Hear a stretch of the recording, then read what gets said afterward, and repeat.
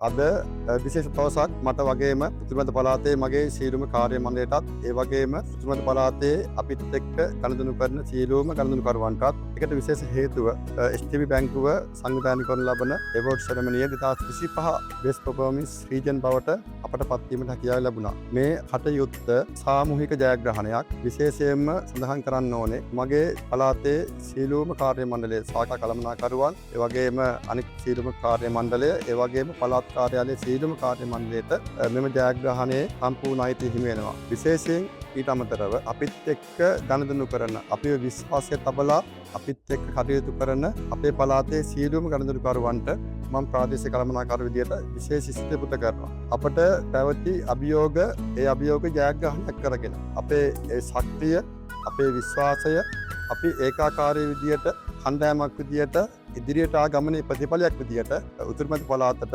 STB බැංකුවේ best performance region බවට පත්වීමට හැකියාව ලැබුණා. මේ අපට ආව ශක්තිය, මේ ආව ධනාත්මක චින්තනය, ධනාත්මක ටීම් වර්ක් එක අපි බලාපොරොත්තු වෙනවා බැංකුව වෙනුවෙන් ඒ වගේම උතුරුමැද පළාතේ ගනුදෙනුකරුවන් වෙනුවෙන් ඉදිරියට පාවිච්චි කරන්න. මම හිතන්නේ මේක දීර්ඝකාලීන සැලසුමක ප්‍රතිඵලයක්. STB බැංකුව ඉතාමත් ඉදිරියට නව තාක්ෂණයත් එක්ක ඉදිරියට යන ගමනක් යන බැංකුවක් විදියට ඒ බැංකුවේ යන ගමන් මගට උපරිම ශක්තියක් දීමට උතුරුමැද පළාත විදියට අපි කටයුතු කරනවා. මගේ කලාපයේ උතුරුමැද කලාපයේ කාර්ය මණ්ඩලය ඉතාමත් ශක්තිමත්.